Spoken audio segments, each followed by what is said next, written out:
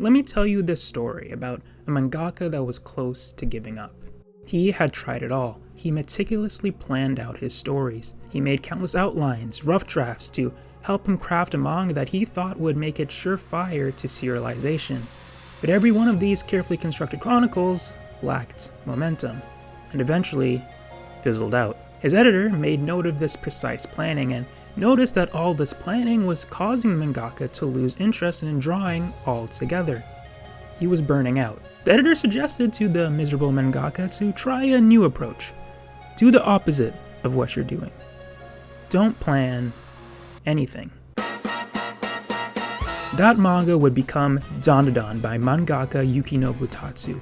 And equally important to the creation of Donadon is Shihei Lin, his editor. Who knows what would become of Yukinobu Tatsu without his advice? He may have quit manga or maybe continued down this path without trying a different creative approach. A process that I don't think would have allowed Tatsu to even create Donadon, one of the most exciting, impulsive, outlandish, ongoing manga right now. You don't get granny stealing balls from days of planning. That is pure off-the-dome, heat-of-the-moment creation for the sake of having fun that naturally brings forth your dormant crackpot ideas to see if anything sticks, and stick it did. Of course, the story and the series itself is the baby of the mangaka, but I don't know about you, I definitely minimize or didn't fully know the impacts editors have on some of our favorite manga. There's a lot they do. For starters, production management. Editors have the important task to make sure that mangaka are on task with their schedules and meeting deadlines. Editors also get first access to storyboards and scripts. They basically get to read next week's chapter way ahead of schedule. Being the first reader, they look after quality control for the manga in many different aspects, such as the art itself, making sure it's up to the publisher's standards. When that rough storyboard comes across their desk, they may even suggest trying different paneling, a different perspective, or perhaps to cut something from the page entirely. In the creation of the manga Juuhan Shuttai by Naoko Matsuda,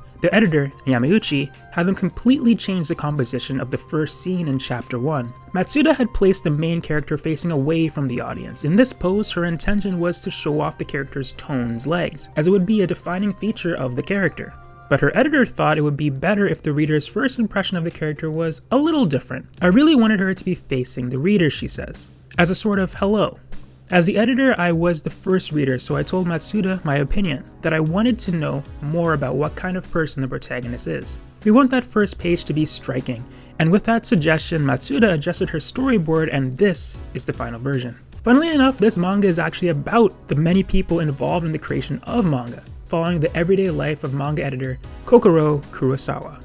Editors also sometimes have a say in the development of the story itself. When I learned about the changes and suggestions Yahagi Kosuke made to Naruto, I was shocked. Things that I think we honestly take for granted, and I certainly credited to Kishimoto himself. Things such as adding the Land of Waves arc, making jutsu names consistent, making Naruto a human instead of a fox, making the Hokage and teachers humans instead of animals, making Haku a human instead of a bear. Okay, is Kishimoto a secret furry? He even gave Kishimoto the idea of putting in Sasuke. Kishimoto mentioned that Kosuke spent 6 hours arguing with him, trying to convince him to take his advice. It's so hard to imagine what Naruto may have looked like if Kishimoto didn't listen to his editor's suggestions. It may still have been something great, we'll never know, but it definitely wouldn't have been anything like the story we got because of their collaboration. Gathering new talent is also an important job as an editor. Stories don't last forever, and magazines need to find the next generation of hits to stay relevant. Good editors may even bring back talented mangaka that were already in the magazine but got axed, like Yuki Kawaguchi coming back to be able to make Otor of the Flame for Jump Plus after their previous series Red Hood got axed. Of course, the main goal is to sell and make hits, but ultimately editors have to be their mangaka's biggest fans too, being encouraging and keeping them on track so they can deliver the best story possible. In an interview, the editor for Demon Slayer, Tatsuhiko Katayama, was asked, what should an editor be to an author? There's manager-esque parts, where they have to make the work more interesting and pick up authors when they're down. And then there's a bit of a producer's role in there, where you have to suggest to them how to sell things. Editors should be a force that draws out everything a writer has, their talent, their motivation. I've actually been reading this new manga called Manga Lover. It follows a manga editor whose main focus is to sell hits. And I believes that editors are to make hits, to make manga that sells. If you're not popular, then your life has no meaning. Or at least, that's what he lets on. One day he meets a homeless woman in the streets of Tokyo who changes his life. When she finds Yanai doing research in Tokyo for his mangaka, Misumi doesn't let the chance slip away for him to get a look at her manga. If someone grabbed my shirt and looked at me with eyes like this, I'd be a little scared, but the way the mangaka draws eyes in this manga is something that I found to be really beautiful. They say eyes are a window to the soul. Misumi's piercing eyes, even before knowing her story, show me her determination, but I also sense sadness and a certain emptiness within her.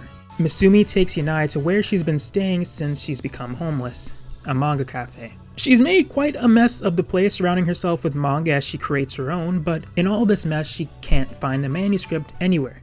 Yanai, not really even wanting to be there or even look at her manga for that matter, takes this as an opening to leave. He says that if she finds it to just send it to him for review at his publishing office. Except Yanai didn't give Misumi his business card. He has no intention of reviewing her work. He says he doesn't want to bother in case her drawings are crap. He's worried of having to reject her. But delivering feedback and rejections is part of an editor's job. And as an editor who's focused on making hits, I'm sure he has a high bar. Rejecting stories must be something he's very familiar with. So what's his deal? But it doesn't really matter because Misumi is determined, and the next day, she's there. She found the address to the publishing office in the back of a manga. Guess she must have finally found that manuscript. Well, no. She just decided to redo the manuscript entirely from scratch. I think it's this determination that makes Yanai so weary to even open the manuscript. After all that work, filling 4 sketchbooks of storyboards in one night in a cramped manga cafe, the way Yanai talks about manga makes him seem cold to art, and that selling is all that really matters, but the way he acts, he cares. Or this would be easy. If it's good, we go with it. If it's bad, we move on. But he sees Misumi's drive, and I think deep down he wants to be a part of that. Is a manga's only purpose to sell?